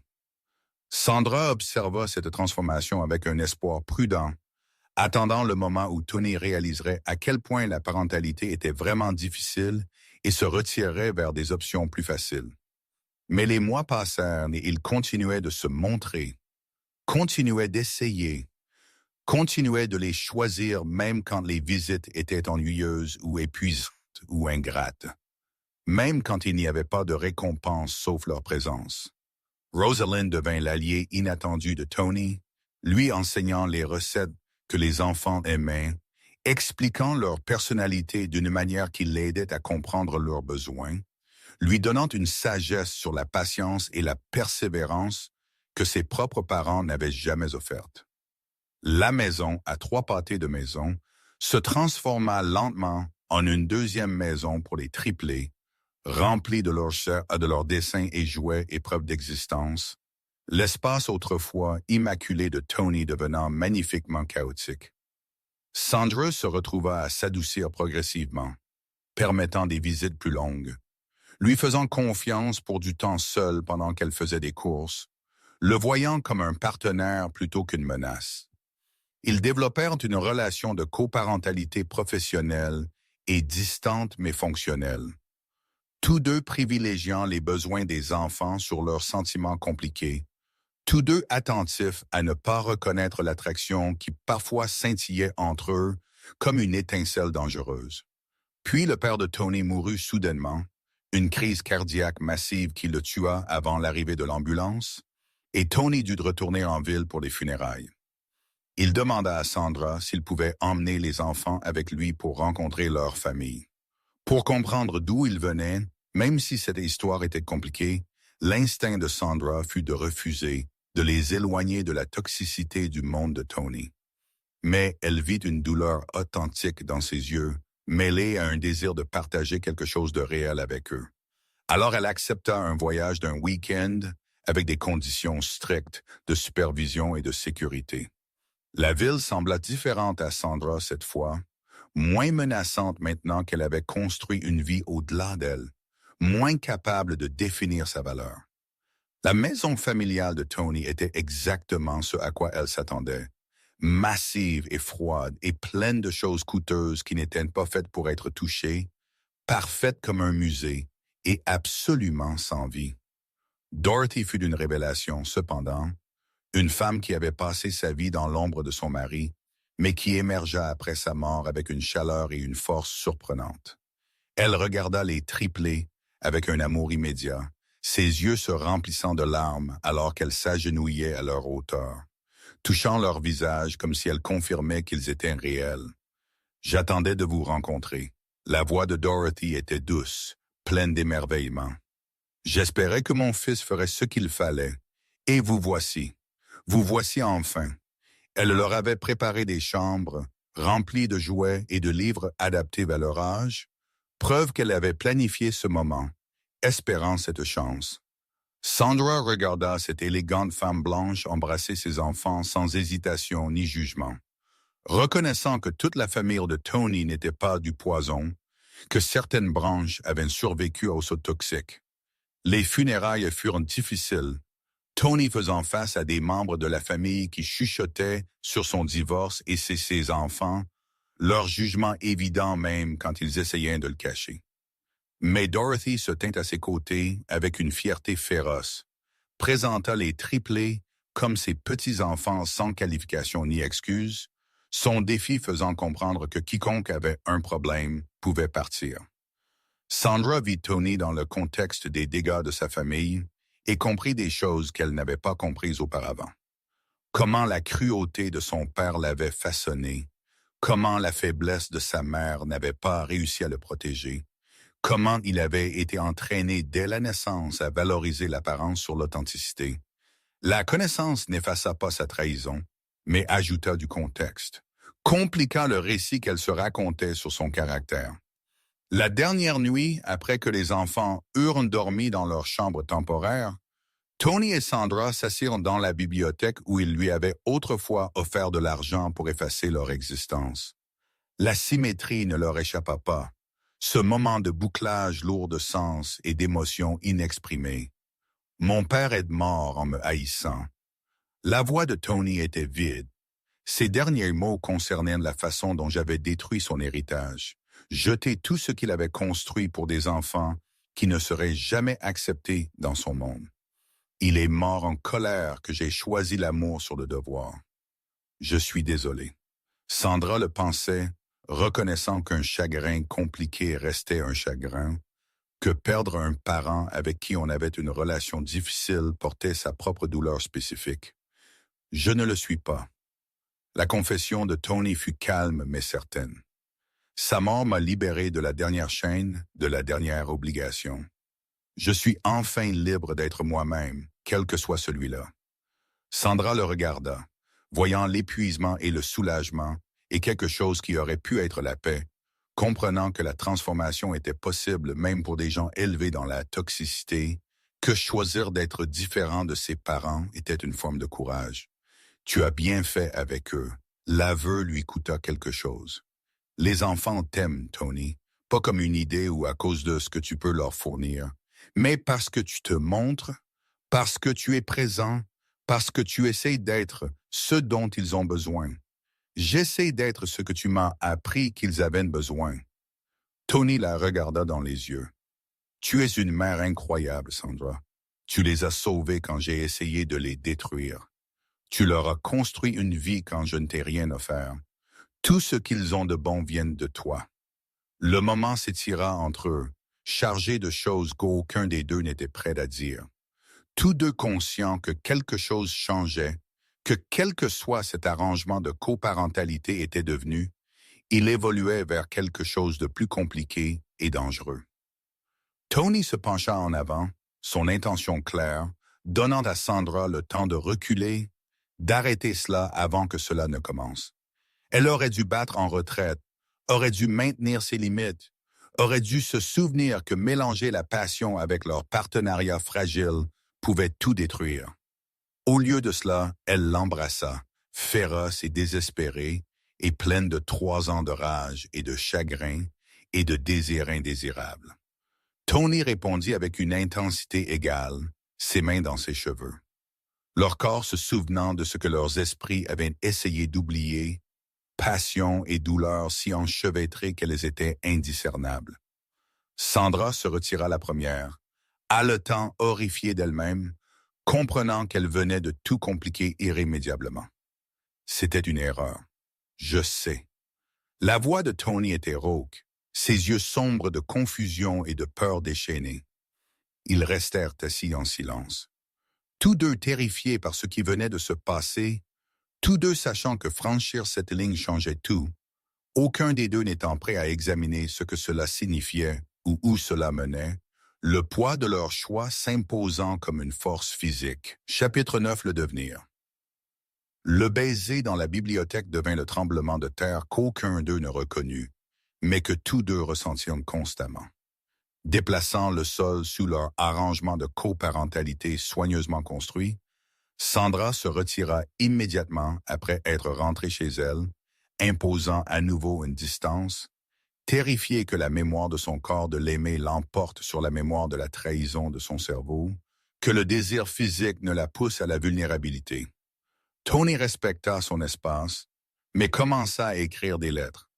Des pages manuscrites à l'ancienne qui arrivaient quotidiennement, ne demandant rien mais partageant simplement des pensées, des progrès, des peurs, de la gratitude.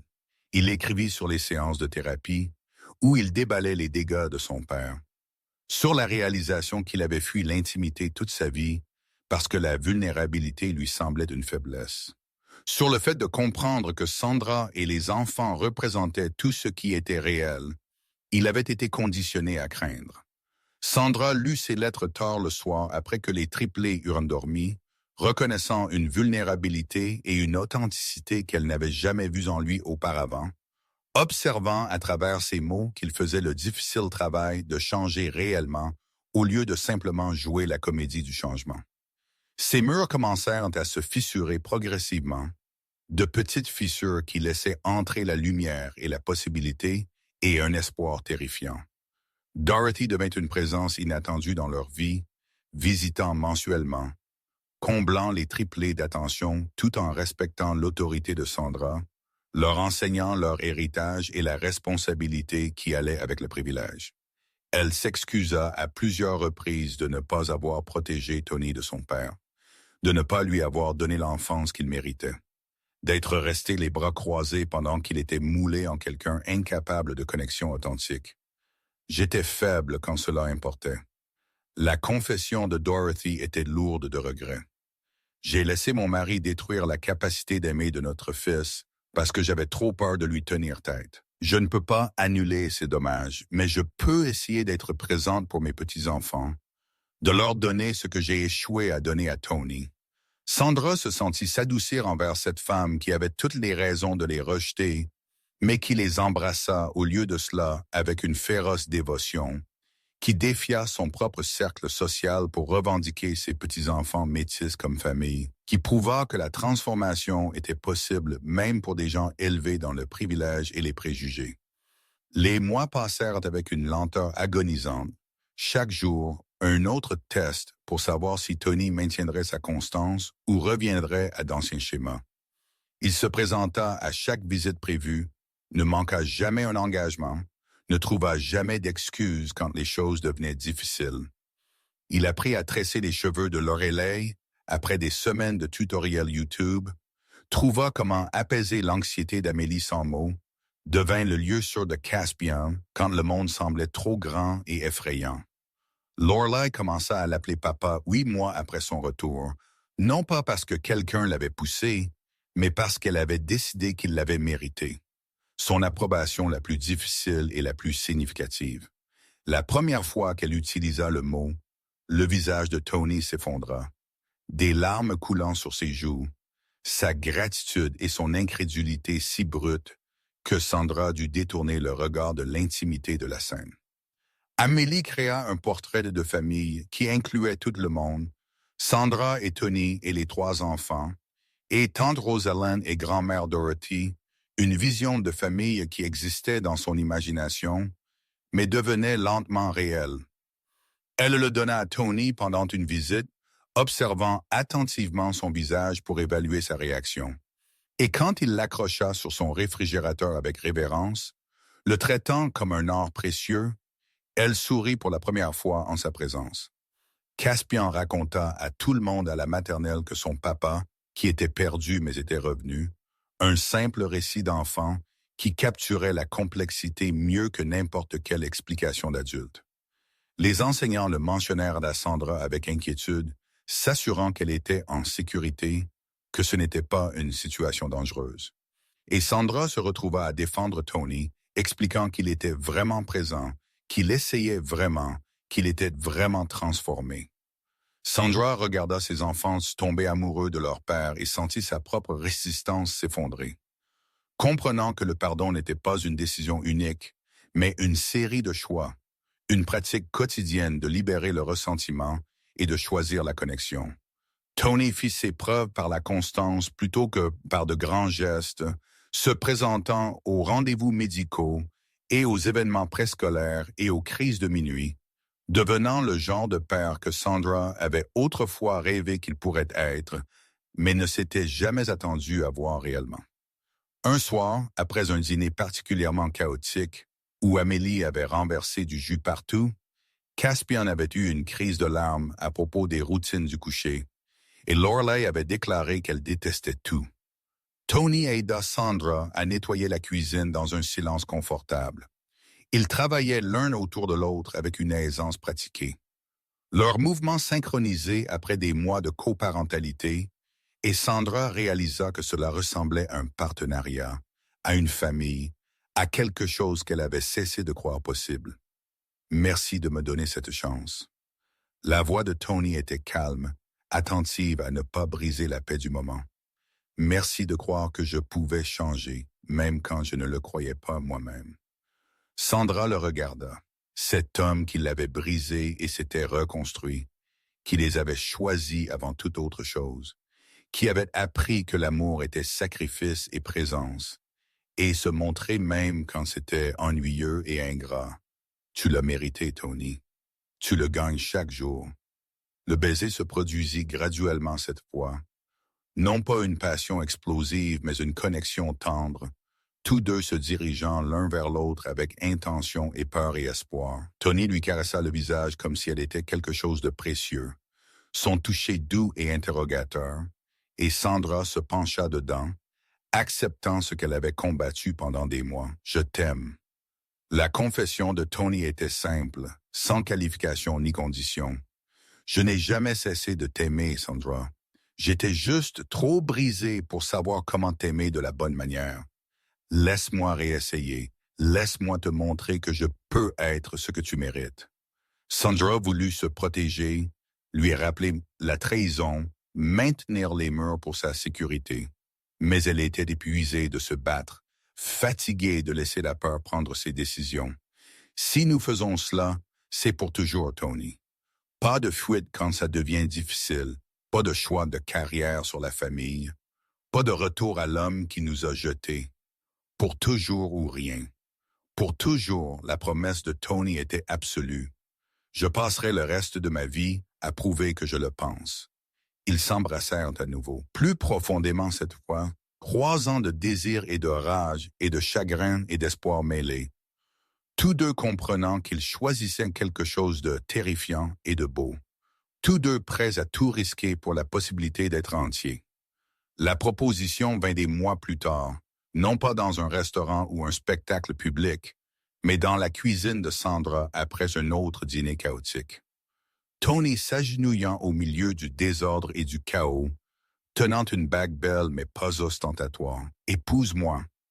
Non pas parce que les enfants en ont besoin, non pas parce que c'est pratiquement censé, mais parce que je t'aime, parce que tu es ma maison, parce que je veux passer ma vie à gagner ta confiance et ton amour. » Sandra regarda cet homme qui l'avait détruite et s'était reconstruit, qui les avait choisis sur l'Empire, qui avait appris que l'amour était travail et sacrifice, et se montrer chaque jour. Oui, le mariage fut petit et intime. Juste la famille et les amis proches sur la plage où tout avait commencé à guérir. Dorothy pleura tout au long de la cérémonie. Rosalind rayonna de fierté. Les triplés servirent de membres de la fête de mariage chaotique qui volèrent chaque instant et rendirent tout parfait dans leur imperfection. Tony adopta légalement les 3 enfants, officialisant ce qui était devenu vrai grâce au temps, aux efforts et à une constance implacable. Lorelai Nelson, Amélie Nelson, Caspian Nelson, 3 enfants nés de la trahison qui devinrent la preuve que la transformation était possible, que le pardon pouvait guérir des blessures qui auraient dû être fatales. Sandra garda son nom à Stella Nelson, une euphénation qui représentait son refus d'être absorbée, son insistance à maintenir son identité au sein du partenariat. Ils achetèrent une maison ensemble, fusionnèrent leur vie, devinrent une partenaire et amants et parents, construisant quelque chose de réel à partir des ruines de ce qui avait été détruit.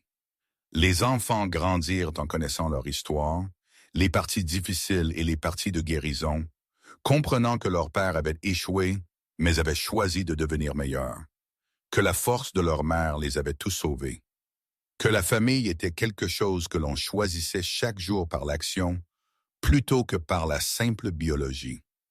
Des années plus tard, Sandra regarderait sa famille et se souviendrait de ce chèque sur la table en verre, de ces 6 zéros qui étaient censés les effacer, et ressentirait de la gratitude pour son jeune moi qui avait choisi le courage, qui avait cru que 3 battements de cœur valaient de la peine d'être combattus quand le monde disait que non. Chapitre 10, la preuve. L'océan s'étirait à l'infini devant d'eux, les vagues captant le soleil de l'après-midi et transformant l'eau en or liquide qui semblait se déverser directement du ciel. Sandra se tenait avec le bras de Tony autour de sa taille, regardant leur triplé de 5 ans jouer dans les vagues avec une joie intrépide, leur rire est porté par le vent salé qui sentait la liberté et les secondes chances. Lorelai construisait un château de sable élaboré, ordonnant à ses frères et sœurs avec la confiance de quelqu'un qui connaissait parfaitement son esprit. Sa voix pourtant une autorité qui faisait sourire Sandra parce que cette fureur venait directement d'elle, de la survie, du refus d'être diminuée. Emily collectait des coquillages avec une précision artistique, les arrangeant en motifs que seule elle comprenait. Sa concentration absolue alors qu'elle créait de la beauté à partir de fragments épars.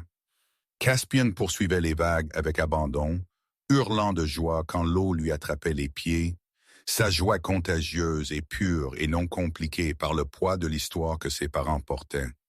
Je n'aurais jamais cru cela possible. La voix de Tony était calme, respectueuse, lourde d'émotions qu'il n'essayait plus de cacher. Je pensais avoir détruit toute chance d'un tel bonheur. Je pensais que ce chèque, ces mots, ce moment dans le penthouse, avait scellé mon destin comme quelqu'un qui ne mériterait jamais cela. Sandra se pencha contre lui, à l'aise en sa présence, d'une manière qu'elle n'imaginait plus ressentir après cette nuit où son monde s'était brisé. Tu as failli le faire. Tu as été à un souffle de tout perdre ce qui comptait. Si tu avais poussé un jour de plus, si tu avais fait une menace de plus, si tu t'étais montré avec des avocats, au lieu d'humilité, nous ne serions pas ici. Je sais. Tony embrassa sa tempe, sa gratitude évidente dans chaque geste, chaque toucher, chaque instant où il la tenait comme si elle était quelque chose de précieux qu'il n'arrivait pas à croire qu'il lui était permis de garder. Et Sally Siddell tenait Todd, tourna et tua. Merci de m'avoir donné une chance d'être digne de toi. 2. Merci d'avoir vu au-delà de qui j'étais, pour qui je pouvais devenir. Merci d'être assez courageuse pour risquer ton cœur à nouveau quand je l'avais déjà brisé une fois. Dorothy apparut à côté d'eux, ses propres yeux humides regardant ses petits-enfants jouer, sa transformation de mondaine en grand-mère dévouée, complète et belle dans son authenticité.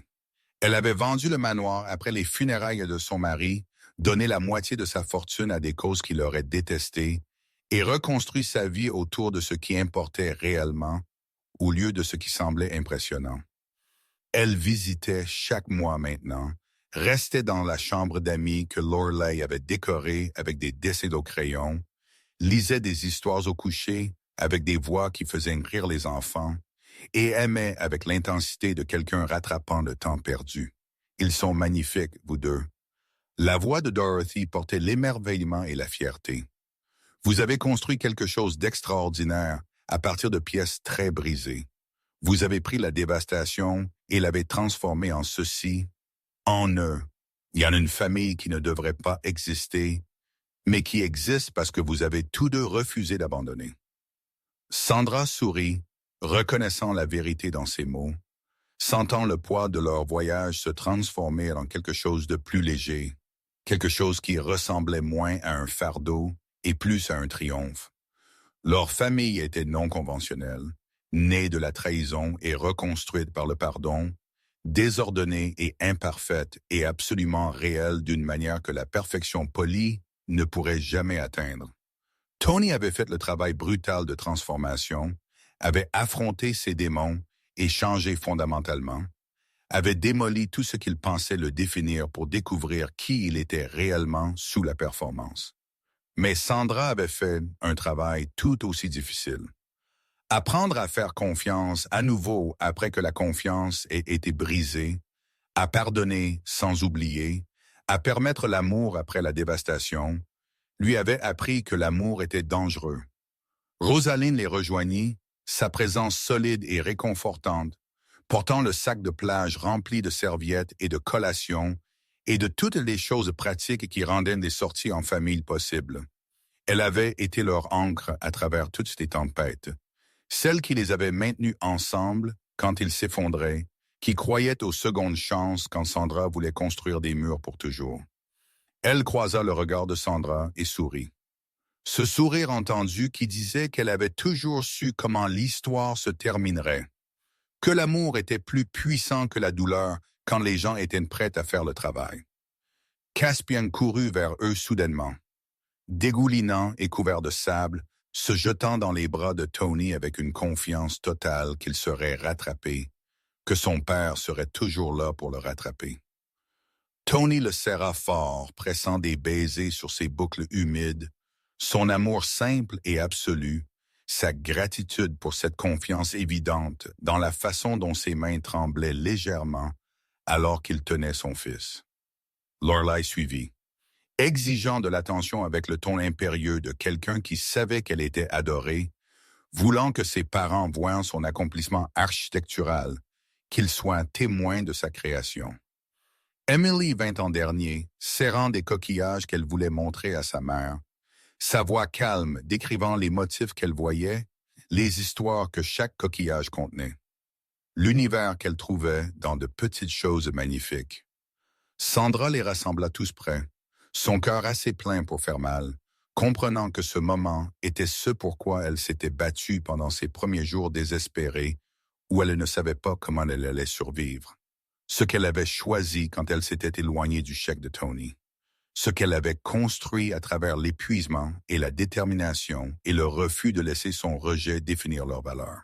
« Raconte-nous l'histoire encore. »« Papa » demanda Lorelai, blottie contre le flanc de Sandra. « Celle de notre naissance. » Sandra échangea des regards avec Tony, voyant le même mélange de douleur et de joie se refléter dans ses yeux, tous deux comprenant que leurs enfants méritaient la vérité, même une vérité inconfortable. Vous êtes nés pendant une tempête, commença Sandra, sa voix douce mais ferme. La pluie tombait si fort que cela sonnait comme de la musique, et j'avais peur parce que vous êtes arrivés tôt, parce que je ne savais pas si j'étais assez forte pour être votre mère. Mais tu étais forte, la voix d'Amélie était certaine, absolue. Tu es la personne la plus forte du monde. J'ai dû l'être. Sandra embrassa le dessus de la tête de sa fille, parce que vous trois valiez la peine d'être forte. Vous valiez tout ce que j'ai abandonné, tout ce que j'ai survécu, tout ce que j'ai combattu. Vous valiez la peine d'être choisi quand le monde disait que je devrais choisir différemment. Le bras de Tony se resserra autour de sa taille. Reconnaissance silencieuse de la douleur qu'il avait causée, du choix qu'il avait essayé de lui voler, du futur qu'il avait presque détruit. Les enfants n'avaient pas encore besoin de connaître ces détails, n'avaient pas besoin de porter le poids du pire moment de leur père, mais un jour ils connaîtraient toute l'histoire, et Sandra avait confiance qu'ils comprendraient que les gens pouvaient changer, que la transformation était réelle, que le pardon était possible même après une trahison dévastatrice. Je t'aime. Tony le murmura comme une prière, comme une promesse, comme la vérité la plus importante qu'il ait jamais prononcée. Vous tous complètement, pour toujours, avec tout ce que je suis et tout ce que je deviens encore. Sandra le regarda. Cet homme qui avait été sa plus grande douleur et était maintenant sa plus profonde joie, qu'il l'avait détruite, et avait ensuite passé des années à les reconstruire tous les deux avec patience et humilité et une constance implacable. Elle vit le gris qui parcourait ses cheveux, les lignes autour de ses yeux à force de rire avec leurs enfants, la douceur dans son expression qui venait de vivre enfin authentiquement, au lieu de jouer pour des audiences qui n'importaient pas. Il était beau dans son imperfection, dans sa transformation durement gagnée, dans son choix quotidien d'être présent même quand la présence était difficile. Nous t'aimons aussi. La voix de Sandra était stable, certaine, ne portant aucune des hésitations qui coloraient autrefois chaque interaction. Pour toujours et toujours, à travers tout ce qui viendra ensuite, à travers chaque défi et chaque joie. Nous sommes une famille, Tony, non pas parce que la biologie nous a rendus une, mais parce que nous nous sommes choisis, parce que nous avons construit cela à travers le sang et les larmes et le refus d'abandonner ce qui importait. Le soleil commença à se coucher, peignant le ciel de couleurs qui défiaient la description. Des violets profonds se fondant dans des oranges et des roses, et des ors qui donnaient l'impression que l'univers célébrait avec eux. Sandra comprit dans ses eaux que ce n'était pas une fin de conte de fées, mais un vrai début, le début de la construction d'une vie plutôt que la conclusion d'une histoire. Il y aurait des jours difficiles à venir, des défis et des complètes et des moments où de vieilles blessures se rouvriraient juste pour leur rappeler qu'elles existaient. Mais ils affronteraient tout ensemble, en tant que partenaires, en tant que famille, en tant que personnes qui avaient appris que l'amour était un choix fait quotidiennement, plutôt qu'un sentiment qui se maintenait sans effort. Les triplés coururent vers l'eau, leurs voix se mêlant aux vagues, leur joie simple et parfaite, et tout ce que Sandra avait lutté pour leur donner. Elle suivit, entraînant Tony avec elle, Rosalind et Dorothy les rejoignant.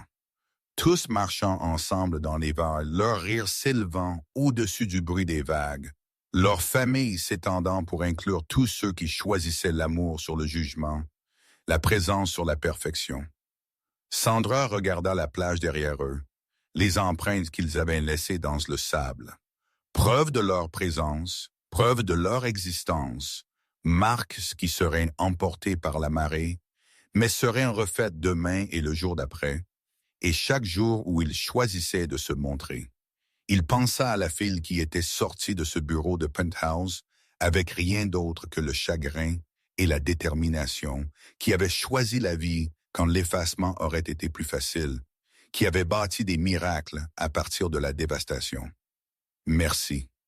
La voix de Tony était rauque d'émotion, ses yeux sur leurs enfants jouant dans la lumière dorée, de ne pas avoir abandonné moi quand j'avais déjà abandonné moi-même, de voir quelque chose qui valait la peine d'être sauvé quand je pensais être au-delà de la rédemption, de m'avoir appris que l'amour n'est pas une question de perfection, c'est une question de se montrer, c'est une question de choisir quelqu'un même quand il ne le mérite pas. C'est une question de construire quelque chose de beau à partir de pièces brisées. Sandra se tourna pour lui faire face pleinement, l'eau tourbillonnant. Autour de leurs jambes, le coucher de soleil les peignant tous deux dans des nuances d'or et de possibilités. Tu m'as appris quelque chose aussi, que le pardon ne signifie pas oublier, mais il signifie relâcher le poids de la colère, car le porter me détruisait.